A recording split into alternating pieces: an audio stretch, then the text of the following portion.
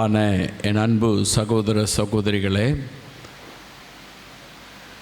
இந்த கூட்டத்துக்கு வந்திருக்கிற உங்களையும் சோஷியல் மீடியாவின் மூலமாய் பார்க்கிற தேவ பிள்ளைகளையும் நான் ஆண்டவராகிய இயேசுவின் நாமத்தில் அன்போடு கூட வரவேற்று, கர்த்தர் கடந்த நாட்களெல்லாம் நம்மை கண்மணியைப் போல காத்து மீண்டும் நம்மை சந்திக்க நாம் இந்த கூடுகையில் கலந்து கொள்ளும்படியாய் கர்த்தர் நம்மை அழைத்து வந்திருக்கிறார். அதற்காக நான் ஆண்டவரை நன்றியோடு கூட நான் துதிக்கிறேன், ஸ்தோத்தரிக்கிறேன். இந்த நாட்களிலே கூட என்ன ஆண்டவருடைய வார்த்தையை பிரசங்கிப்பது என்று சொல்லுகிற சூழ்நிலைகளிலே கர்த்தர் நமக்கு கொடுத்திருக்கிற வார்த்தையை நாம் தியானித்து இந்த மாதத்தினுடைய வாக்குத்தத்தமாய் அதை பெற்றுக்கொண்டு நம்முடைய வாழ்க்கையிலே நாம் செழித்து வளரும்படியாய் நான் ஆசீர்வதித்து ஜெபிக்கிறேன். அது வாசிக்க கேட்கலாம்.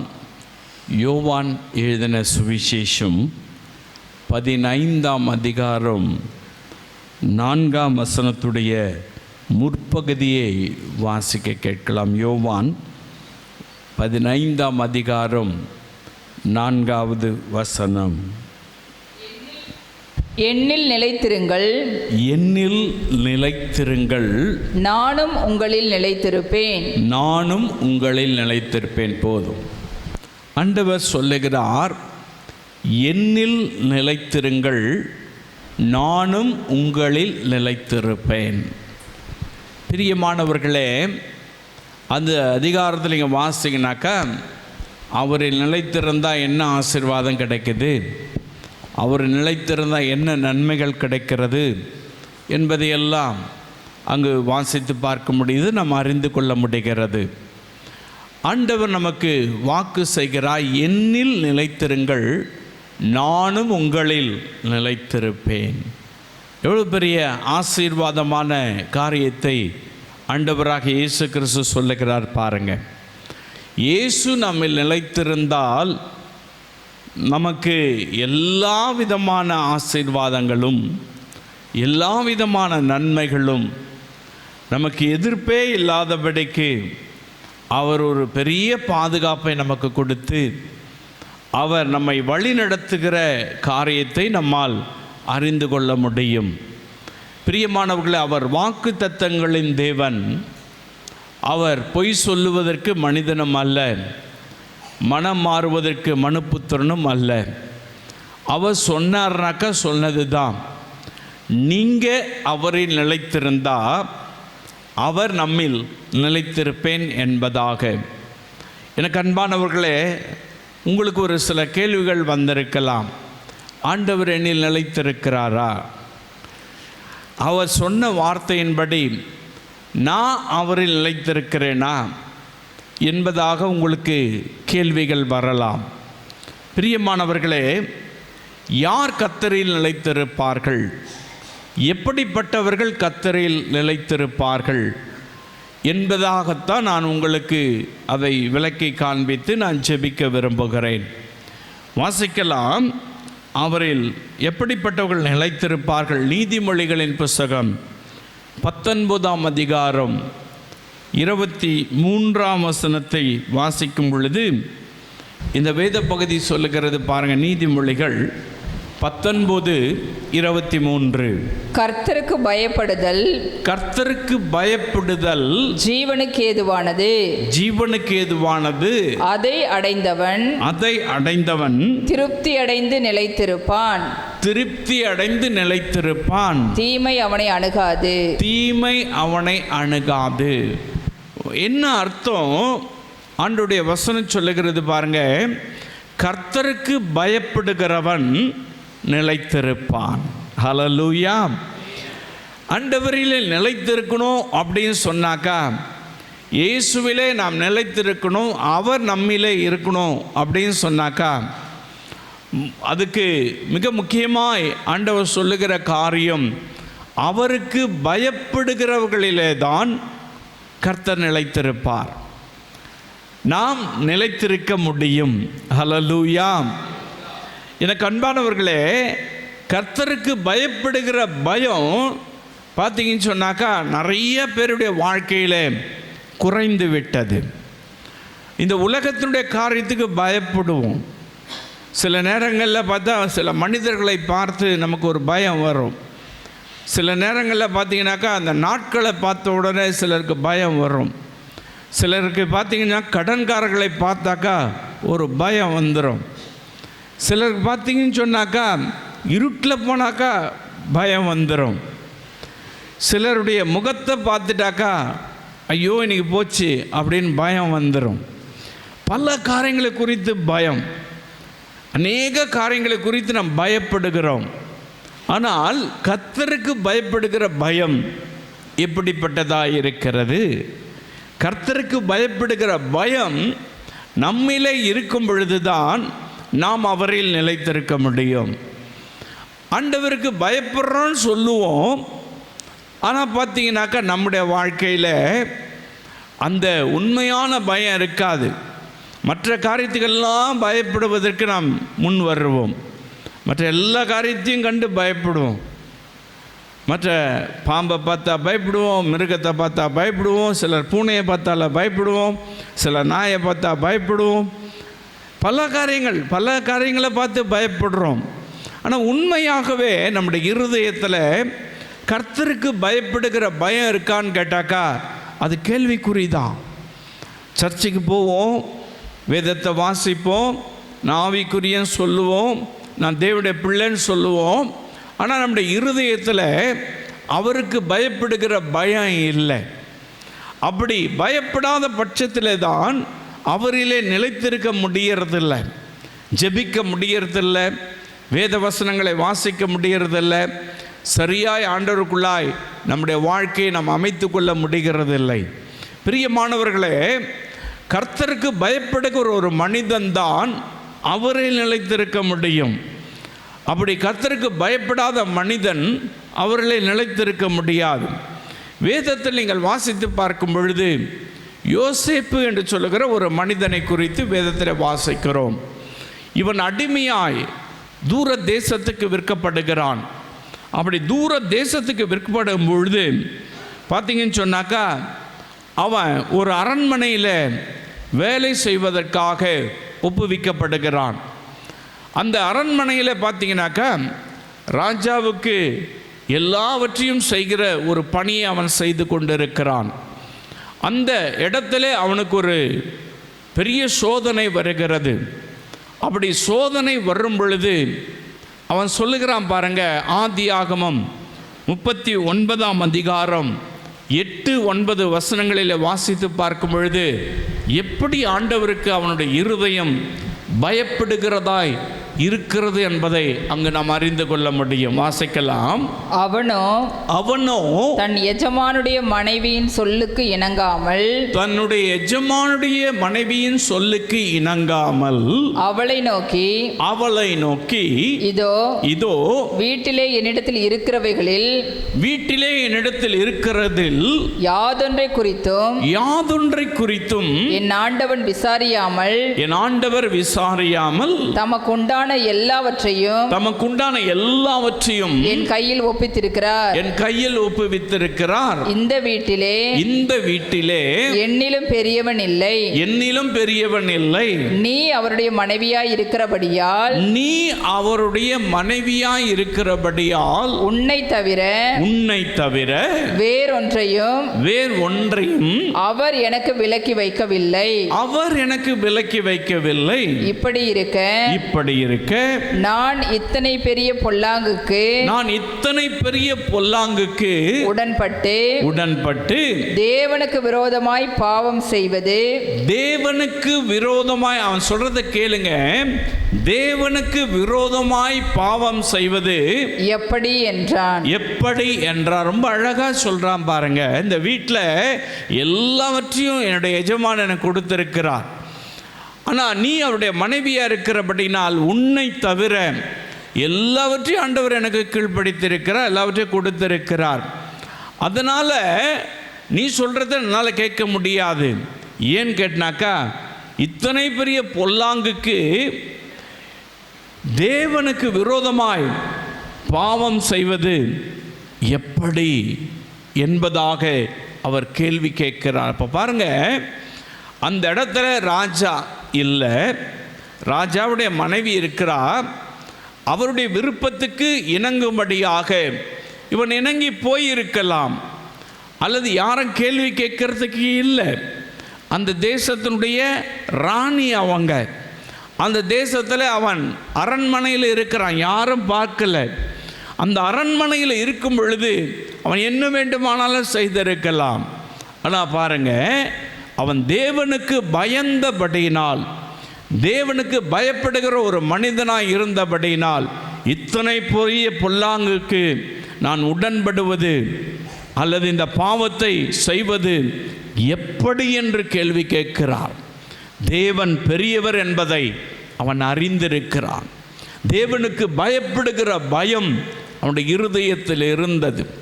அந்த நாளில் பார்த்தீங்கன்னாக்கா அவனுக்கு பெரிய பாதிப்புகள் எல்லாம் வந்தது. அநியாயமாய் சிறைச்சாலைக்கு போனான்.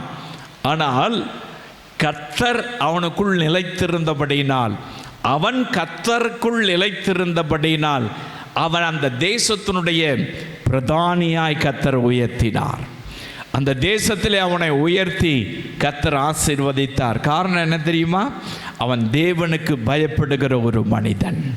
கர்த்தருக்கு பயப்படுகிற ஒரு மனிதனை தான் கர்த்தர் நிலைநிறுத்துவார். அவன்தான் ஆண்டவருக்குள் நிலைத்திருப்பான். நீங்கள் என்னிலும் என் வார்த்தையில் நிலைத்திருந்தால் மிகுந்த கனிகளை கொடுப்பீர்கள் என்று சொல்லி அதே நீங்கள் யோவான் 15ஆம் அதிகாரத்தில் வாசிக்க முடியும். வாக்கு தத்தத்தின்படி பாருங்க, என்னில் நிலைத்திருங்கள், நானும் உங்களில் நிலைத்திருப்பேன். என்னில் நிலைத்திருங்கள் என்று சொல்லி இயேசு சொல்லுகிறார். பாருங்க, யோசேப்பு கர்த்தரில் தேவனுக்கு பயப்படுகிற பயத்தில் நிலைத்திருந்தபடினால் கர்த்தர் அவனிலே நிலைத்திருந்தார். அவனை கொண்டு போய் ஜெயிலில் போட்டாங்க. அந்த சிறைச்சாலையில் கூட கர்த்தர் அவனோடு கூட இருந்தார் என்பதாக வேதம் சொல்லுகிறது. அந்த ஜெயிலில் கூட கர்த்தர் அவனோடு கூட இருக்கிறார். அந்த பானபாத்திரக்காரனுடைய கண்களில் தயவை உண்டாக்கி கொடுக்கிறார். அந்த தேசத்தில் அவனை ஆசீர்வாதமாய் கர்த்தர் உயர்த்துகிறார். பிரியமான அன்பு சகோதரனே, சகோதரியே, என்னில் நிலைத்திருங்கள், நானும் உங்களில் நிலைத்திருப்பேன். யார் நிலைத்திருப்பான்? கர்த்தருக்கு பயப்படுகிற மனுஷன். என கேட்டுக்கொண்டிருக்கிற அன்பு சகோதரனே, சகோதரியே, இன்றைக்கு உங்களுடைய வாழ்க்கையிலே கர்த்தருக்கு எப்படி நாம் பயப்படுகிறோம்? என்ன காரியத்தில் கர்த்தருடைய வார்த்தைக்கு பயப்படாமல் நாம் வாழ்ந்து கொண்டிருக்கிறோம் என்பதை சற்று நாம் யோசித்து பார்க்கணும். நம்ம ஆண்டவருக்குள்ளாய் வாழ்ந்து கொண்டிருக்கிறோமா என்பதை ஆராய்ந்து பார்க்கணும். நம்ம அவருக்குள்ளாய் நிலைத்திருக்கிறோமா என்பதை நம்ம ஆராய்ந்து பார்க்கணும். பாருங்க, நிறைய பேருடைய வாழ்க்கையில் நிலைத்திருப்பதில்லை. ஏதோ ஒரு கடமைக்காக, ஏதோ ஆண்டவருடைய பிள்ளைகளாய் இருக்கிறோம் என்பதற்காக, அல்லது கிறிஸ்தவர்களாய் பிறந்து விட்டோம், அல்லது சபையில் நாம் சேர்க்கப்பட்டு விட்டோம் என்பதற்காக ஆண்டவருக்கு ஒரு பயம் இருக்கும். அதுதான் அநேகருடைய வாழ்க்கையில் அப்படிப்பட்ட ஒரு பயம்தான் இருக்கும். அது கர்த்தருக்கு பயப்படுகிற பயம் அல்ல. சமுதாயம் என்ன சொல்லும், அல்லது என் குடும்பத்தார் என்ன சொல்லுவாங்க, என்னை சூழ இருக்கிறவங்க என்ன சொல்லுவாங்க, அதனால் கொஞ்சம் பயம். பிரியமான அன்பு சகோதரனே, சகோதரியே, கர்த்தருக்கு நீங்கள் பயப்படுகிறவர்களாய் இருந்தால்தான் அவர் நம்மிலே நிலைத்திருப்பேன் என்பதாக ஆண்டவர் திட்டமும் தெளியுமாய் இயேசு சொல்லுகிறார். நீ கர்த்தருக்கு பயப்படுகிற பயம் அநேகருடைய வாழ்க்கையில் குறைந்து விட்டது. யாரும் பார்க்கலன்னு சொன்னாக்கா எதை வேணால் செய்யறதுக்கு முன் வருவோம். யோசேப்பை யாரும் பார்க்கல, ஆனால் அவன் கர்த்தருக்கு பயந்தபடியினால் இப்படிப்பட்ட துரோகத்தை, இப்படிப்பட்ட பாவத்தை, இப்படிப்பட்ட பொல்லாங்கை நான் எப்படி செய்வேன் என்பதாக சொல்லி அவன் தலை தெறிக்க ஓடி போகிறான். பிரியமான அன்பு சகோதரனே, சகோதரியே, இன்னைக்கு பாருங்க, சமயம் கிடைக்கல, வாய்ப்பு கிடைக்கல, அதனால் நாம் விழுந்து போகாமல் இருக்கிறோம், அல்லது பாவம் செய்யாமல் இருக்கிறோம், அல்லது பொல்லாங்கு செய்யாமல் இருக்கிறோம். ஒருவேளை நமக்கு வாய்ப்பு கிடைச்சிட்டாக்கா, அப்படி யாருமே இல்லாத சந்தர்ப்பம் நமக்கு கிடைச்சிட்டாக்கா எப்படி இருப்போம் என்பதை யோசித்து பாருங்கள்.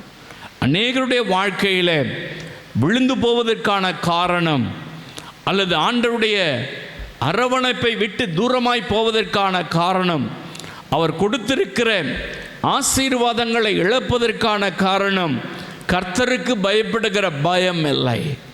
எனக்கு அன்பானவர்களை, நீங்கள் கர்த்தருக்கு பயந்தாதான் இந்த வாக்கு தத்துவம் சொந்தமாகும்.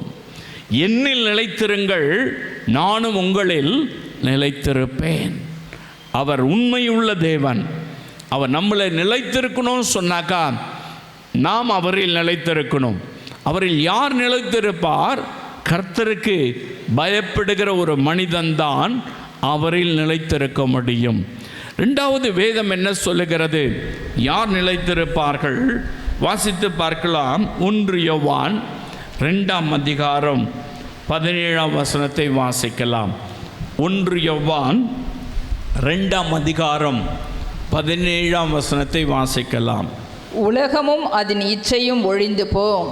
உலகமும் அதன் இச்சையும் ஒழிந்து போகும். தேவனுடைய சித்தத்தின்படி செய்கிறவனோ, தேவனுடைய சித்தத்தின்படி செய்கிறவனோ என்றென்றைக்கும் நிலைத்திருப்பான். என்றென்றைக்கும் நிலைத்திருப்பான். ஆண்டவருடைய வசனம் ரொம்ப தெளிவாக சொல்லுகிறது பாருங்க. இந்த உலகமும் அதனுடைய இச்சைகளும் ஒழிந்து போயிடும். அப்படி ஒழிந்து போயிட்டாலும் தேவனுடைய சித்தத்தின்படி நிலைத்திருக்கிறவனோ நிலைத்திருப்பான். ஹல்லேலூயா. தேவனுடைய சித்தத்தை அறிந்து தேவனுடைய சித்தத்தின்படி செய்கிறவன் தான் கர்த்தரில் நிலைத்திருக்க முடியும். இன்றைக்கு உங்களுடைய வாழ்க்கையில், என்னுடைய வாழ்க்கையில் நம்முடைய விருப்பத்தை நிறைவேற்றுவதற்காகத்தான் ஜெபம் இருக்கும். நம்முடைய விருப்பத்தை நிறைவேற்றுவதற்காகத்தான் ஆண்டவரை தேடுகிற தேடுதல் இருக்கும். நாம் என்ன விரும்புகிறோமோ அதை செய்வதற்காகத்தான் சபைக்கு ஊழியக்காரரிடத்தில் போவோம். பிரியமானவர்களே, ஒவ்வொரு மனிதனுக்கும் தேவனுடைய சித்தம் என்பது ஒன்று உண்டு. ஒவ்வொரு மனிதனையும் கர்த்தர் தம்முடைய சித்தத்தின்படி தான் அவன் நடத்தி செல்லுகிறார். தேவனுடைய சித்தத்தின்படி நடக்கிறவன் தான் அவரில் நிலைத்திருக்க முடியும். தேவனுடைய சித்தத்தை அறிந்து அதன்படி நடக்கும் பொழுதுதான் நாம் அவரில் நிலைத்திருந்து, அவர் நம்மில் நிலைத்திருந்து ஆசீர்வாதங்களை பெற்றுக்கொள்ள முடியும். பிரியமானவர்களே, தாவீது என்று சொல்லுகிற ஒரு நபரை குறித்து, தாவீது ராஜாவை குறித்து நீங்கள் அறிந்த ஒன்றுதான். பாருங்கள், அவன் யுத்தத்துக்கு போகிறான். யுத்தத்துக்கு போய் அவன் அமலோக்கியர்கள் அவனுடைய பட்டணத்துக்குள்ளாய் வந்து விட்டார்கள். அவன் யுத்தத்துக்கு போயிருக்கிற சமயத்தில் அவர்கள் அமலோக்கியர்கள் அந்த பட்டணத்துக்குள்ளாய் வந்து விட்டாங்க. 1 சாமுவேல் புத்தகத்தில் 30ஆம் அதிகாரத்தில் நீங்கள் வாசிக்கும் பொழுது அங்கு அவங்க உள்ளே வந்து என்ன செய்கிறாங்க? இவனுடைய பட்டணத்தில் இருக்கிற எல்லாவற்றையும் தீக்கிரையாக்கிட்டாங்க. அவன் பட்டணத்தில் இருக்கிற எல்லா மிருக ஜீவராசிகளை பிடித்து கொண்டாங்க. அவனுடைய மனைவி மக்களை எல்லாரையும் பிடித்து கொண்டாங்க. எல்லாரையுமே அடிமையாக்கி அவர்கள் கொண்டு போய் விட்டார்கள். அமலோக்கியர்களும் பெலிஸ்தியர்களும் கொண்டு போயிட்டாங்க. அப்படி போயிட்ட உடனே பார்த்தீங்கன்னு சொன்னாக்கா, தாவீது யுத்தத்தை முடித்து அவன் இடத்துக்கு அவன் வரான், அவன் ஊருக்கு அவன் வரான். வந்து பார்த்தாக்கா எல்லாம் தீக்கிரையாக்கப்பட்டிருக்கிறது. எல்லா மனிதர்களும் பார்த்திங்கன்னா அழ ஆரம்பிச்சிட்டாங்க. யாருமே இல்லை, மனைவி பிள்ளைகள் இல்லை. பலன் குன்றி போகிற அளவுக்கு, பலன் இல்லாமல் போகிற அளவுக்கு அழுதார்கள் என்பதாக அந்த அதிகாரத்தில் நீங்கள் வாசிக்க முடியும். அப்படி அழுறாங்க. அவங்க பிள்ளைகளை காணோம், அவங்க ஜீவராசிகளை காணோம், மனைவிகளை காணோம், அவருடைய சொத்து சுதந்திரம் எதுவுமே இல்லை. எல்லாம் அழறாங்க. தாவீதும் அழறாரு, என்ன பண்ணுறதுன்னு தெரியல. அப்படி அழகிற சமயத்தில் பார்த்தீங்கன்னாக்கா, அங்கே அவங்களோடு கூட இருக்கிற சோல்ஜர்ஸ், அந்த இராணுவ வீரர்கள், அவனோடு கூட யுத்தத்துக்கு போனவங்க கோவம் வந்துடுச்சு. உன்னால தானே நாங்கள் யுத்தத்துக்கு போனோம், நீ தானே கூட்டிகிட்டு போன அப்படின்னு சொல்லிட்டு கல் எடுத்து அவனை கொல்றதுக்கு எல்லாம் ரெடி ஆகிட்டாங்க. எல்லாம் ரெடி ஆகிட்ட போது பாருங்கள், தாவீது ஏபோத்தை வர சொல்லுகிறார். ஏபோத்து என்பது அந்த நாட்களிலே ஒரு ஆடை. அதில் நிறையா அந்த அந்த பிரகாசிக்கக்கூடிய கற்கள் பதிக்கப்பட்டிருக்கும். அந்த பிரகாசிக்கக்கூடிய கற்கள் அப்படி பதிக்கப்பட்ட உடனே நீங்கள் பார்த்தீங்கன்னா அந்த ஏபோத்தின் இடத்துல ஆண்டவருடைய காரியங்களை கேட்கும் பொழுது அது பிரகாசிக்க, சில நேரங்களில் பிரகாசிக்காது. அப்போ அவங்க அதை அண்டர்ஸ்டாண்ட் பண்ணிக்குவாங்க, இது எப்படி என்பது அவர்கள் புரிந்து கொள்வாங்க.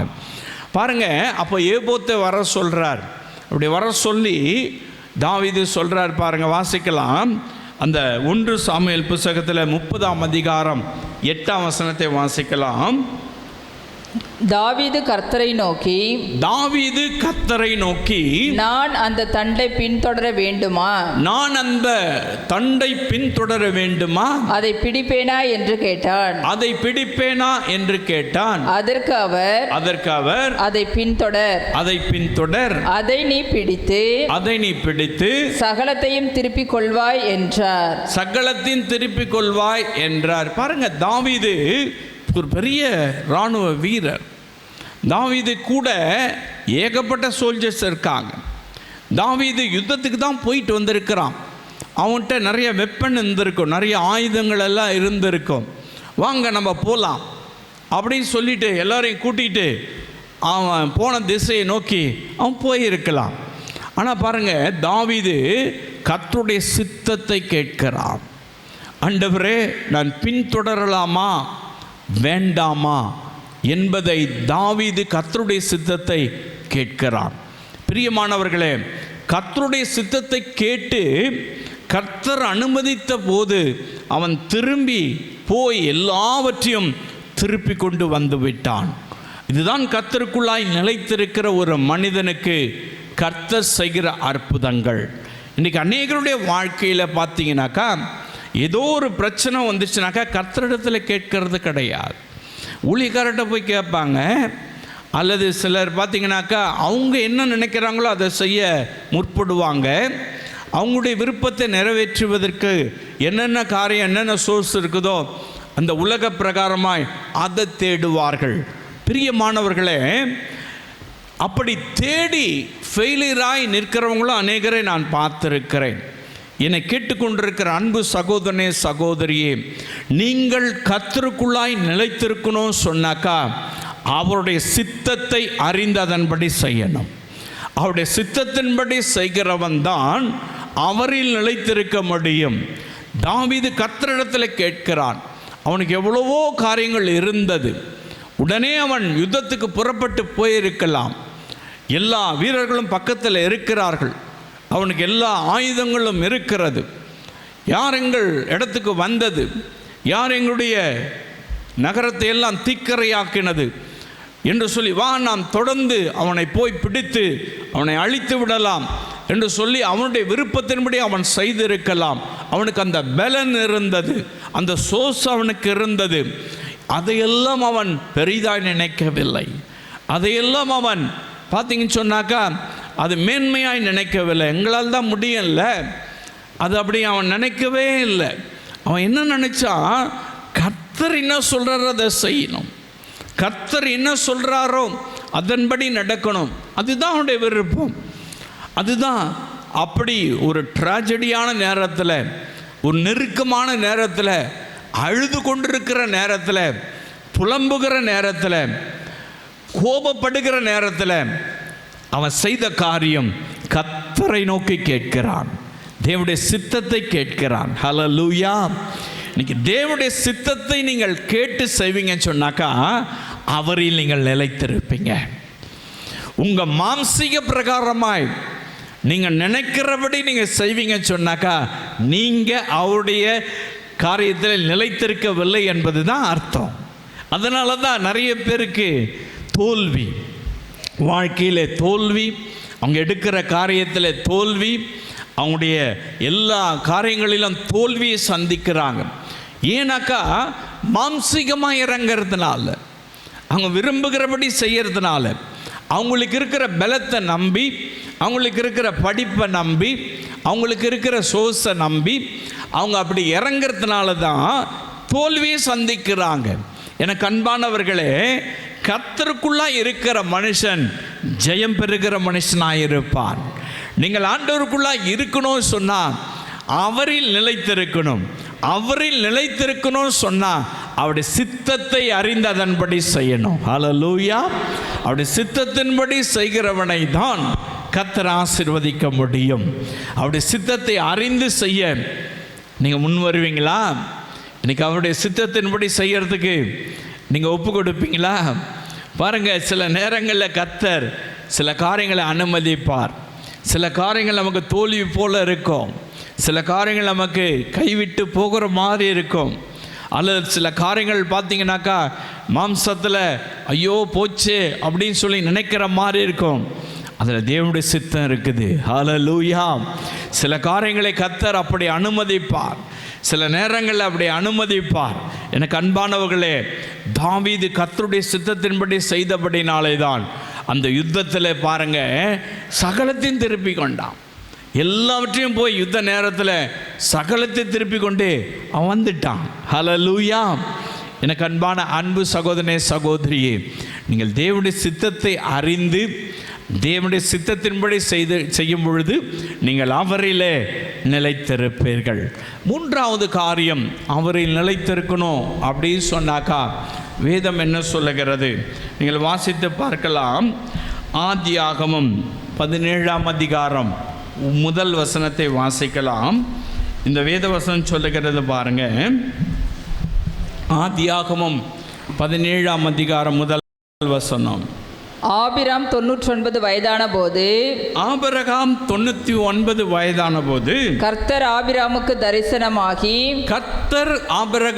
தரிசனமாகி, நான் சர்வ வல்லமையுள்ள தேவன், சர்வ வல்லமையுள்ள தேவன், நீ எனக்கு முன்பாக நடந்து கொண்டு உத்தமனாயிரு. ஹல்லேலூயா. உத்தமமாய் இருக்கிற மனிதன் தான் அவரில் நிலைத்திருக்க முடியும். ஹல்லேலூயா. இன்னைக்கு அநேகருடைய வாழ்க்கையில் உண்மையும் கிடையாது, உத்தமமும் கிடையாது. உண்மையும் உத்தமுள்ள ஊழியனே என் மகிமையில் பிரவேசி என்று சொல்லி இயேசு கடைசியாய் சொல்லி அழைக்கிற ஒரு காரியம் அதுதான். உண்மையாய் அல்லது உத்தமமாய் இருக்கிற ஒரு மனிதன்தான் கர்த்தரில் நிலைத்திருக்க முடியும். அநேக நேரங்களில் பாருங்க அந்த உத்தமம் என்பது இல்லை. பாருங்க, ஆபிரகாமை கர்த்தர் அழைத்தார். அவனுக்கு அநேக சோதனைகள் வந்தது, அநேக போராட்டங்கள் வந்தது. பாருங்க, அவனுக்கு ஆண்டவர் 25 ஆண்டுகளுக்கு அப்புறம் ஒரு குழந்தையை கொடுக்கிறார். அந்த குழந்தை வளர்ந்து ஒரு சின்ன பையனை வளர்றான். அவன் வளர்கிற ஸ்டேஜில் கர்த்தர் சொல்கிறாரு, அவனை கொண்டு போய் பலியிடுன்னு சொல்கிறாரு. அவன் பாருங்க அவர்கிட்ட ஒன்றுமே கேட்கல. நீர் வாக்குத்தத்தம் பண்ணின பிள்ளை தானே, நீர் கொடுத்த பிள்ளை தானே, நான் உண்மைதானே நம்பி இருந்தேன், நீர் இப்படி செய்யலாமா என்று ஆண்டவரை பார்த்து ஒரு கேள்வியும் கேட்கல. ஆண்டவர் சொன்ன உடனே, கர்த்தர் சொன்ன உடனே அவன் பிள்ளையை கூட்டிகிட்டு பலி செலுத்துவதற்கு மோரியா மலைக்கு போயிட்டார். பாருங்க, அவர் கத்தியெல்லாம் எடுத்து ஓங்குற அளவுக்கு போயிட்டார், வெட்டுற அளவுக்கு போயிட்டார். அந்த நேரத்தில் கர்த்தர் தடுத்து நிறுத்தி பாருங்க அந்த ஈசாக்கை கர்த்தர் ஆசீர்வதித்து அவனை வர்த்திக்க பண்ணினார். பிரியமானவர்களே, இந்த உண்மையான உத்தமமான ஒரு மனிதனாய் ஆபிரகாம் இருந்தபடினாலே தான் கர்த்தர் அவனை ஆசீர்வதித்து அந்த தேசத்தில் செல்வ சீமானாய் வைத்திருந்தார். அந்த தேசத்தில் அவன் பெரிய பணக்காரனாய் இருந்தான். அந்த தேசத்தில் ஆடு மாடுகளோடு கூட அவன் பூமி தாங்க கொள்ளாத அளவுக்கு ஆசீர்வதிக்கப்பட்டவனாய் அவன் இருந்தான். காரணம் என்ன? அவன் ஆண்டவருக்குள்ளாய் நிலைத்திருந்தபடினாலே தான், கர்த்தருக்குள்ளாய் நிலைத்திருந்தபடினாலே தான். எப்படி அவன் கர்த்தருக்குள்ளாய் நிலைத்திருந்தான்? கர்த்தர் சொல்லுகிறபடி அவன் உத்தமமாயிருந்தான். கர்த்தர் என்ன சொல்றார் அதை செஞ்சான். ஆண்டவர் சொல்றதுக்கு மீறியதையும் செய்யலை. வேணும்னா எடுத்துக்கங்க, கொடுக்குறீங்கனாக்கா பெற்றுக்கொள்கிறேன், அவ்வளவுதான். அவன் உத்தமமாயிருந்தான். உத்தமமாயிருக்கிற மனுஷன்தான் அவரில் நிலைத்திருக்க முடியும். யோபு என்று சொல்லுகிற ஒரு மனிதனை குறித்து நீங்கள் யோபு 1ஆம் அதிகாரம் முதல் வசனத்தில் 1:8 வசனத்தில் வாசித்து பார்க்கும் பொழுது அது 8ஆம் வசனத்திலும் அதுதான் சொல்லப்பட்டிருக்கிறது. கர்த்தர் சொல்லுகிறாரு, முதல் வசனத்தில் அந்த யோபு குறித்து சொல்லப்பட்டிருக்கிறது. முதல் அதிகாரம் முதல் வசனத்தில் வாசிக்கலாம். ஊஸ் தேசத்திலே யோபு என்னும் பேர் கொண்ட ஒரு மனுஷன் இருந்தான். ஊஸ் தேசத்தில் யோபு என்ற ஒரு மனுஷன் இருந்தான். அந்த மனுஷன் உத்தமனும், பாருங்க வேதம் சொல்லுகிற அந்த மனுஷன் எப்படிப்பட்டவன்? உத்தமனும் சன்மார்க்கனும் தேவனுக்கு பயந்து பொல்லாப்புக்கு விலகுகிறமாய் இருந்தான். அதே அதிகாரத்தில் 8ஆம் வசனத்தில் கர்த்தர் சாத்தானை பார்த்து சொல்றாரு, கர்த்தர் சாத்தானை நோக்கி என் தாசனாகிய யோபின் மேல் கவனம் வைத்தாயோ, உத்தமனும் சன்மார்க்கனும் தேவனுக்கு பயந்து பொல்லாப்புக்கு விலகுகிறமாகிய அவனைப் போல பூமியில் ஒருவனும் இல்லை என்றார். பாருங்க, கர்த்தரை சர்டிஃபிகேட் பண்றார். உத்தமமான மனுஷன் அவன் மேல நீ கண் வத்தியா அப்படின்னு சொல்லி சாத்தானை கேட்கிறார். பிரியமானவர்களே, அவன் எப்படி உத்தமமாக இருக்கிறான் பாருங்க. அவனுக்கு பெரிய சோதனை வந்துச்சு. அவனை போல யாரும் சோதிக்கப்படலை. ஒரே நாளில் அவனுடைய பிள்ளைகளெல்லாம் அவன் இழந்தான். 10 பிள்ளைகளை இழந்தான். ஒரே நாளில் ஆடு மாடுகளை சொத்து எல்லாவற்றையும் இழந்தான்.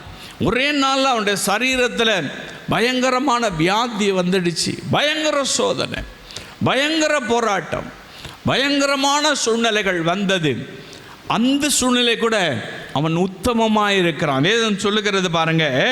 அது 1ஆம் அதிகாரம் 22ஆம் வசனத்திலையும் 2ஆம் அதிகாரம் 10ஆம் வசனத்தில் வாசித்து பார்க்கும் பொழுது வேதம் வாசிக்கலாம். இவை எல்லாவற்றிலும் யோபு பாவம் செய்யவும் இல்லை. யோபு உத்தமமாக இருக்கிறான் பாருங்க. பாவம் செய்யவும் இல்லை, தேவனை பற்றி குறை சொல்லவும் இல்லை. இதுதாங்க உத்தமம். ஹல்லேலூயா. இதுதான் உத்தமம். அவன் தான் கர்த்தருக்குள் நிலைத்திருப்பான். இதுதான் உத்தமமான காரியம். தன் மனைவி சொல்றா, நீ ஜீவனை விட்டு போயா, செத்து போயா, ஆண்டவரை தூஷித்துட்டு செத்து போயா அப்படின்றார். 2:10 வாசிக்கும் பொழுது பாருங்க, வாசிக்கலாம். அதற்கு அவன் நீ பைத்தியக்காரி பேசுகிறது போல பேசுகிறாய். தேவன் கையிலே நன்மையை பெற்ற நாம் தீமையை பெற வேண்டாமோ என்றான். இவைகள் எல்லாவற்றிலும் யோபு தன் உதடுகளினால் இருதயத்தில் இல்ல, தன் உதடுகளினால் பாவம் செய்யவில்லை. இதுதான் உத்தமம். ஹல்லேலூயா. எப்படிப்பட்ட போராட்டம் நடக்குது, எவ்வளோ ஸ்ட்ரகிள், எவ்வளவு பெரிய இழப்பு. வேற ஒருத்தனா இருந்தாக்கா எப்படியெல்லாம் ஓடி போயிருப்போம், எப்படியெல்லாம் சிதறடிக்கப்பட்டிருப்போம். தன் உதட்ட கூட பாவம் செய்யலை. அதுதான் உத்தமமான காரியம், உத்தமமான ஒரு மனுஷன். ஆகையினால தான் இரட்டிப்பான நன்மை அவன் பெற்றுக்கொண்டான். கர்த்தருக்குள் நிலைத்திருந்தான், இரட்டிப்பான நன்மையை பெற்றுக்கொண்டான், இரட்டிப்பான ஆசீர்வாதங்களை பெற்றுக்கொண்டான். ஹல்லேலூயா. ஆசீர்வாதம் வேணும்னு நினைக்கிறோம்ல, இந்த வாக்குத்தத்தம் எனக்கு வேணும்னு நினைக்கிறோம்ல, எல்லா காரியத்திலும் உத்தமமாக இருக்கணும். இழப்பு எடுப்படுகிற நேரத்திலும், ஏதோ ஒரு குறை ஏற்படுகிற நேரத்திலும், போராட்டங்கள் வருகிற நேரத்திலும், வியாதி வருகிற நேரத்திலும், சோதனை வருகிற நேரத்திலும் ஆண்டவருக்கு முன்பதாக உத்தமமாக இருக்கிறீங்களா? உத்தமமாக இருக்கிற ஒரு மனிதனை தான் கர்த்தர் தேடிக்கொண்டிருக்கிறார். அவன் தான் கர்த்தருக்குள் நிலைத்திருக்க முடியும். அவன் தான் கர்த்தரால் ஆசீர்வதிக்கப்பட முடியும். அவன் தான் இரட்டிப்பான நன்மை பெற்றுக்கொள்ள முடியும். உத்தமனாயிரு. அவன் உத்தமமான ஒரு மனுஷன் யோபு. ஹல்லேலூயா. எனக்கு அன்பானவர்களே, நீங்கள் கர்த்தருக்குள்ளாய் நிலைத்திருக்கும் பொழுதுதான் அவர் நமக்குள்ளாய் நிலைத்திருப்பார். நீங்கள் என்னில் நிலைத்திருங்கள், நான் உங்களில் நிலைத்திருப்பேன். ஹல்லேலூயா. ஆண்டவர் நம்ம நிலைத்திருக்கணும்னாக்கா வெரி சிம்பிள். 3 காரியத்தை தான் நான் உங்களுக்கு சொல்லி கொடுக்கிறேன். 1, கர்த்தருக்கு பயப்படுகிற ஒரு மனிதனாயிருங்க, கர்த்தர் உங்களில் நிலைத்திருப்பார். ரெண்டாவது காரியம், தேவனுடைய சித்தத்தை அறிந்து அதன்படி செய்கிற ஒரு மனிதனாய் இருங்க, கர்த்தர் உங்களிலே நிலைத்திருப்பார். மூன்றாவது காரியம், எல்லாவற்றும் உத்தமமாக இருங்க, கர்த்தர் உங்களிலே நிலைத்திருப்பார். இந்த வாக்குத்தத்தத்தை பெறணும்னு சொன்னாக்கா இந்த 3 காரியங்களை செய்கிறவர்கள் தான் இந்த வாக்குத்தத்தத்தை சுதந்திரிக்க முடியும். ஹல்லேலூயா. எனக்கு அன்பான அன்பு சகோதரனே, சகோதரியே, அவர் வாக்குத்தத்தங்களின் தேவன். நீங்கள் என்னில் நிலைத்திருங்கள், நான் உங்களில் நிலைத்திருப்பேன். ஹல்லேலூயா. அவர் பொய் சொல்ல மாட்டாருங்க. அவர் என்றென்றைக்கும் நிலைத்திருக்கிற தேவன், வாக்கு மாறாத தேவன். நாம் அவரில் நிலைத்திருக்கிறோமா? நம்ம ஆண்டவருக்கு பயப்படும் பயத்தில் இருக்கிறோமா? கர்த்தருக்கு பயப்படுறோமா? மனுஷனுக்கு வேண்டுமா பயப்படலாம், ஊழியக்காரனுக்கு வேண்டுமானால் பயப்படலாம், யாருக்கோ முகம் தெரியாதவனுக்கு பயப்படலாம். வானத்தையும் பூமியை உண்டாக்கின கர்த்தர் உங்களில் நிலைத்திருப்பேன்னு சொல்கிறார். அவருக்கு பயப்படுங்க, அவருக்கு பயப்படுங்க. பிரியமானவர்களே, நம்முடைய விருப்பத்தின்படியெல்லாம் நடக்கணும் நம்ம எதிர்பார்க்குறோம். நம்ம என்னென்ன நினைக்கிறோமோ அதெல்லாம் நிறைவேற்றி கொடுக்கணும் கர்த்தர் நினைக்கிறோம். நம்ம நினைக்கிற காரியத்தெல்லாம் செய்யணும்னு நினைக்கிறோம். நம்ம விரும்புகிற காரியத்தெல்லாம் நிறைவேற்றணும்னு நினைக்கிறோம். தேவனுடைய சித்தம் என்பது ஒன்று உண்டு. தேவனுடைய சித்தத்தை அறிந்து செய்கிறோமா? தேவனுடைய சித்தத்தின்படி தான் நம்ம நடக்கிறோமா? தேவனுடைய சித்தத்துக்கு கீழ்ப்படுகிறோமா? அதை அறிந்து செய்யும் பொழுது தான் அந்த மனுஷன் கர்த்தருக்குள்ளாய் நிலைத்திருக்கிற மனுஷனாய் இருப்பான். மூன்றாவதாக, நீங்கள் உத்தமமாய் இருக்க எந்த சூழ்நிலை வந்தாலும் பேக்ஸ்லைட் ஆகக்கூடாது. எந்த சூழ்நிலை வந்தாலும் பின்மாற்றமாய் போகக்கூடாது. ஆண்டவரை தூஷிக்கவும் கூடாது. பாருங்கள், எந்த சூழ்நிலை வந்தாலும் எந்த ஆண்டவர் இப்படி சோதிக்கிறாரோ அப்படி சொல்லவே கூடாது. எனக்கு மட்டும் ஏன் இது வருது அப்படி சொல்லவே கூடாது. அப்படின்னா நீங்கள் ஆண்டவரை குற்றப்படுத்துறீங்கன்னு அர்த்தம். அவரை குற்றப்படுத்துறதுக்கு நீங்களும் நானும் யார்? அவருக்கு தெரியும் வணைந்த பாத்திரத்தை எப்படி டீல் பண்ணணும்னு அவருக்கு தெரியும். உருவாக்கின ஒரு மனுஷனை எப்படி அவனை நடத்தணும்னு அவருக்கு தெரியும். அவரை நம்ம குற்றப்படுத்துறதுக்கு நம்ம யார்? நம்ம அவர் கையில் இருக்கிற களிமண். சில நேரங்களில் உடைச்சி அதை உருவாக்க வேண்டி இருக்கும். சில நேரங்களில் போட்டு மிதிக்க வேண்டி இருக்கும். சில நேரங்களில் அதை அழுத்தி இழுத்தி அப்படி எடுக்க வேண்டி இருக்கும். எல்லாம் நடக்கும். அதுதான் அந்த நேரத்திலும் உத்தமமாக இருக்கணும். அமைதியில் ஆண்டவருடைய சமூகத்தில் உத்தமமாக இருக்கணும்.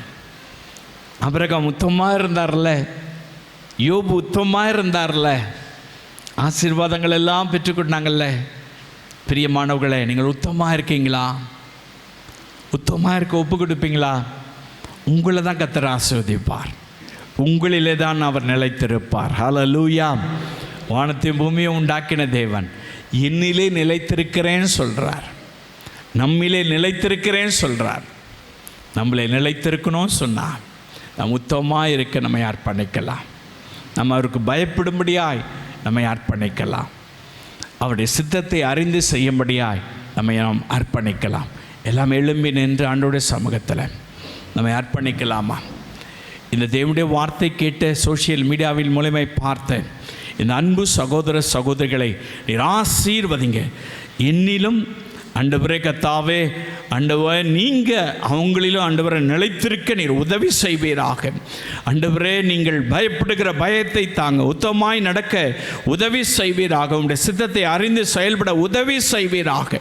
இதை கேட்டுக்கொண்டிருந்த ஒவ்வொருடைய வாழ்க்கையிலும் இந்த ஆசீர்வாதம் உண்டாகட்டும். உம்மில் அவர்கள் நிலைத்திருக்கும்படியாய் கிருபை தருவீராக.